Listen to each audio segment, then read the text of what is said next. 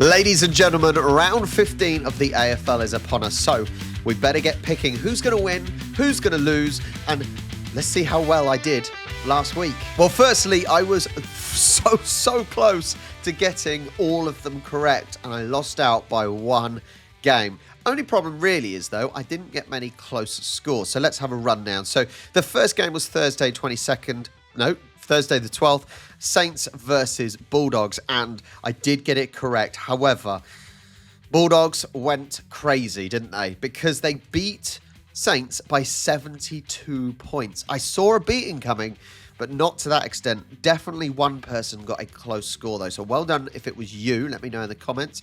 I did Bulldogs by 20, so just the 1 point for the win. Next was Hawthorn versus Crows, and again, got the result correctly. I thought it may have been a little bit of a bigger win. A very, very low scoring game. 47-44 to Hawthorn. A very, very tight finish to this game indeed. I get the 1 point for the win with that 3-point win over Crows. Very, very good. A lot of people, you know, that was a 50-50 game. That 52-48% game. So could have gone either way, and it certainly showed in the actual match, so 1 point. This is where it went slightly wrong because Brisbane, who are normally phenomenal at home, they dropped it, didn't they? They dropped it because they lost by 11 to GWS, who came back. Lions were in the lead with that last quarter to go, and they lost it. Let's just say that. Really, really disappointing. Is that them potentially slipping? Nothing for me in that game.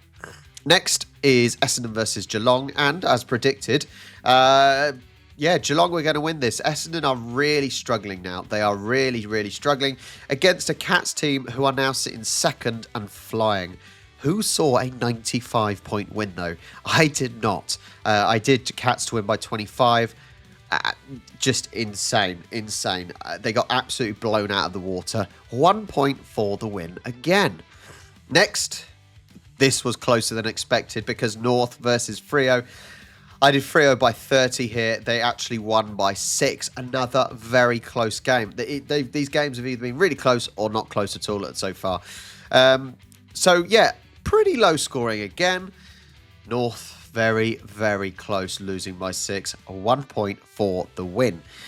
Next was Port versus D's. I did Port to win. I thought it would be closer than it was. I know Port, you know, they've been struggling this year. So have D's. The funny thing is that win, if D's won, that's really keeping them in it.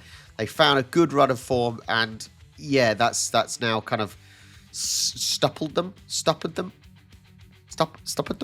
something like that, whatever the word is. And that's might have knocked them for 6. So a win for Port, who won by 25. 1 point for the win, though. And the last game was West Coast versus Carlton. That is the one I get the close score. I did them to win by 25. They won by 34. I'm not sure how that is a close win, though. Normally it's like 6 points you've got to be. Anyway, I will take it and I will run with it. So let's go with the top 10 so far after round 14. We have DJD top. Down 1 is Magpie Paulie down to 2nd. Aussie Dylan in 3rd. Abel Van Tankerus is in 4th. Hazard 17 up 2 to 5th. St. Jai and Warwick down 1 to 6th and 7th. Stinky Pinky is 8th. Up 1 is Vam H and up 1 is Jaden Saints. That is the top 10. I hope I have moved up. Surely I have. Okay, let's look for some big movers. Down 9 is Swanee Steve out of the top 10 there. Rymeister up 5 to 20th. Up 11 is Ragnarok X up to 23rd. Up 11, Dark Soul to 29th. Up 13 is Boggy. Come on, I want bigger. Down 15 is Aaron, and up 13 is Afterburner. Well done. Any big movers? Up 14 is Hacksaw. Up 16 is Naked Meeple. I want big ones. Oh, the golden hat. Arlo White gets the golden hat and is up 17 places to 82nd. Bet you had a few more of them a little bit earlier on in the season. Oh, down 36 is Bisque. Ouch.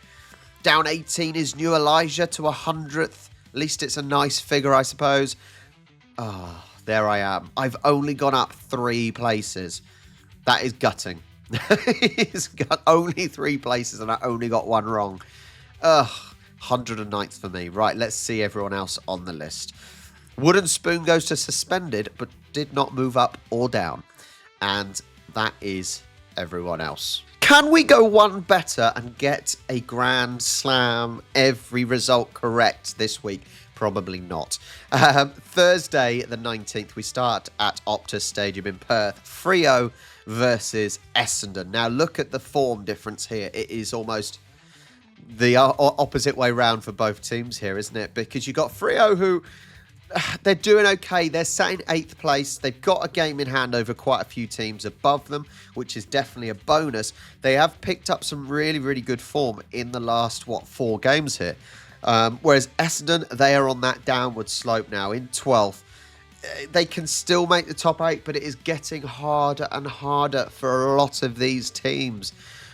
If you look at it, a heavy loss for Essendon last week. That is not going to help, is it? Bombers, they have defensive players missing, some key ones such as Jordan Ridley, Mason Redmond, and that is only going to add to their pain, I reckon, because Dockers, the performances they're chucking in at the moment, they got the result done last week against a North plucky team, but they've got that home advantage now, and I've got to see a Freo win here. I've got to see it. Let's do Freo by 20. No, let's do more. Let's try more. Let's do 30. Next game, Friday the 20th at the Litter Tray. Geelong versus Brisbane. Now, as you can see, Geelong also, they're sitting in second. They've overtaken Brisbane now. 2 losses in a row for Brisbane. They have not been convincing. Even when they were winning, they were not convincing, were they? So they may have hit a little bit of a slump for sure. Lions lose defensive linchpin Jack Payne, which certainly weakens that back line against a Cats team who are literally rampant at the moment. They really are. That home record at the Litter Tray as well. Visitors rarely win here, don't they? So I can't... Another one where, look, it could go either way, but looking at form, looking at how teams are playing, look at what teams have at their disposal, it's got to be a Geelong win. A Geelong win by 20 points. It's a tough one to call. On paper, look, they're both second and third. But I'm going to give it to Cats at home at the Litter Tray. Saturday the 21st, it is Carlton versus North. This is a difficult one to call, actually, because, look, North were plucky last week once again. Carlton got a decent enough win. I think Carlton are slowly building up a little bit of momentum. They are, what are they? They're still a little bit now. I think between kind of 8th, 9th and 10th, a gap is building, isn't it? A gap is building. So it's going to be tricky for those teams below at the moment, isn't it? But Carlton are in with a shout still. They are picking up a little bit of form. I think Blues missing Harry Mackay is a bit painful. Sam Walsh as well. I can't see North winning. They picked up more wins, I think, than last year, but I just cannot see them winning. So Carlton, but I'm not going to give them loads. Carlton by 10. I don't want to pick against North, but they make it very difficult to pick them. All right, next, Oval is Port versus Swans. Swans obviously had a rest week last week, and we did get a win in our last game. Port, 2 games in a row now. Maybe Port are surging. Maybe this is the point where Port start getting a bit of a run and try and push for that top 8. Or Sydney, yeah. Sydney now, we do have a big shift here because Errol Golden is back and Tom Papley should be back. I'm pretty sure. They may be touch and go, but I'm pretty sure they are back this week. Now, granted, that means they're probably not match fit with Papley missing pretty much all the season as well. However, that is only going to give us a massive boost, isn't it? So we are growing in strength. It's just such a shame that we've had these players out for such a long time. Otherwise, I'm in no doubt we would have been top 8. I'm really no doubt. With the games we played, the chances we've missed, these players such as Papley, I'm in no doubt would have taken them and really dragged the team by the scruff of the neck. I know Port have that home advantage, but I'm a Swans fan. Errol Goulden and Papley back gives me so much hope. I know they've got match fitness problems, but Sydney by 6. Come on, Swans. Come on, Bloods. Next, Marvel, Collingwood versus Saints. Do I need to do any analysis here? Do I need to bother? Look, Saints got absolutely thrashed last week. 72-point thrashing, right? Collingwood, they are top of the league with that game rest as well. They will be raring to go. Magpies also potentially regain Braden Maynard as well. That's only going to benefit. It's at Marvel. No real home benefit. This is quick. This is quick. Pies to win by 60. Look, if Saints lost like they did last week, there's no reason why they won't lose similar again. Let's move on straight away. Sunday, 22nd, 2 games to go. NG, Showground, the Showground. GWS versus Gold Coast.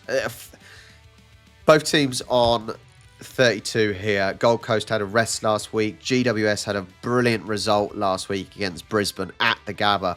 That's going to be a real boost for them for sure. Toby Green is likely going to return. However, Sam Taylor is out. But Toby Green, although he's a bellend, he does pick his team up quite a lot, doesn't he? Suns do welcome back Lockie Weller post-bye, which is good. But they do lose Charlie Ballard. I don't know. It's a difficult one here. I just think with Giants, that fantastic result last week against Brisbane, I'm going to give it to them in Sydney as well, but not by a lot. Let's do it by 10 for the Giants. Last game, Dogs versus Richmond. Do I need to bother with this one either?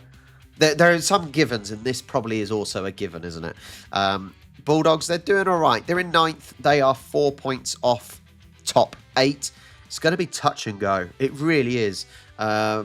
Giants, Freo, Western Bulldogs.